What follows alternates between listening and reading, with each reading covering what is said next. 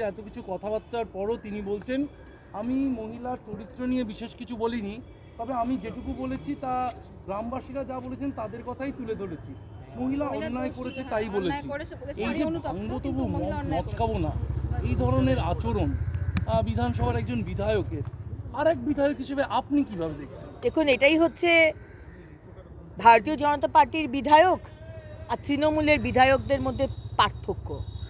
যখন মণিপুর হয় আমরা প্রতিবাদ করি, যখন উত্তরপ্রদেশের হাতরাস বা উন্নাও হয় বিজেপির বিধায়করা মহিলারা প্রতিবাদ করে।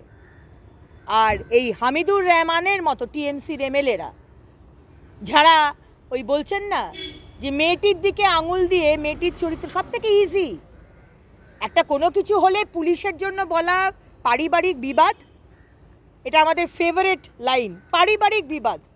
আর টিএমসির নেতা মন্ত্রী হলে মহিলার ওপর দোষ চাপিয়ে দাও, ব্যাস, আর তো কিছু বলার নেই, কারণ সমাজ এটাকেই সব থেকে ইজিলি নিয়ে নেয়। কিন্তু মহিলারা নেবে না, এবার পশ্চিমবঙ্গের মহিলারা এবার এই ধরনের অন্যায়কে মানবে না। এবং আমি বারবার বলবো যে এই আশকারাটা দিয়েছেন মমতা ব্যানার্জি, তার 30% ভোট ব্যাংকের জন্য। এই ধরনের যারা কথা বলে তারা এরা গেরা লোক নয়, তারা এমএলএ। আজকে সে মুসলিম রাষ্ট্রের কথা বলছে কোন সাহসে? পশ্চিমবঙ্গ মুসলিম রাষ্ট্র হয়েছে? ইসলামিক রাষ্ট্র ঘোষণা হয়েছে? শরিয়ত ল এখানে ঘোষণা হয়েছে যে আপনি কথা বলছেন যে আমাদের মুসলিম রাষ্ট্রে এরকম হয়, তো যান ওখানে মুসলিম, আপনি আফগানিস্তান যান, আপনি সুদান যান, আপনি সিরিয়া যান, গিয়ে ওখানে মুসলিম রাষ্ট্রের ওই শরিয়ত লকে করুন। ভারতবর্ষে এখনো হয়নি। আজ কদিন আগে টিএমসির আরেক এমএলএ হুমায়ুন কবির কি বললেন? হিন্দুদের কচু কাটা করে ভাগীরথীতে ভাসিয়ে দেব। পানিশমেন্ট হয়েছে? শাস্তি হয়েছে? তাই এখানে এইটাই, মুখ্যমন্ত্রী মমতা ব্যানার্জির রাজ্যে যদি হিন্দুদের অপমান করা হয়, যদি মহিলাদেরকে অপমান করা হয়, সে তৃণমূলেরই মহিলা হতে পারে।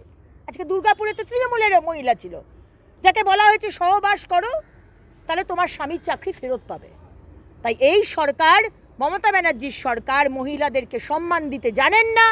এই সরকার বাংলার মানুষকে সম্মান দিতে জানেন না। শুধু 30% ভোট ব্যাংকের জন্য মমতা ব্যানার্জি কাজ করেন, হিন্দুদের জন্য উনি কাজ করেন না, উনি ভাবেনও না। মুখ্যমন্ত্রী মমতা বন্দ্যোপাধ্যায়ের বিরুদ্ধে মানহানির মামলা রাজ্যপালের, হাইকোর্টে মানহানির মামলা করলেন রাজ্যপাল। করা তো দরকার। আজকে মুখ্যমন্ত্রী যদি ভেবে থাকেন যে উনি রাজ্যপালকে হাতের মুঠোয় নিতে পারছেন না বলে, খুব তো রসগোল্লা খাইয়েছিলেন হাতে খড়ি করার সময়, ভুলে গেছি আমরা ওই দিনগুলো। হ্যাঁ, ভেবেছিলেন যে ধানকারজিকে তো তাড়িয়েছি এখান থেকে, এবার একে হাতের মুঠোয় নেব। তারপর যখন দেখলেন যে আপনাকে আচার্য করার বিল পাশ হচ্ছে না, বহু কায়দা কানুন আপনি নিজের মতো করে করতে চেষ্টা করেছেন, এই রাজ্যপালকে মচকানো যায়নি। তাই সব থেকে ইজি উপায় ওনার ক্যারেক্টার অ্যাসাসিনেশন করা হোক, মহিলা ঘটিত কেসে জড়িয়ে দেওয়া হোক। বাংলার মানুষ সব দেখছে। আর আপনাকেও মমতা ব্যানার্জি, আমাদের সাংবিধানিক প্রধান, তাকে অপমান করার শাস্তি তো আপনাকে পেতে হবেই।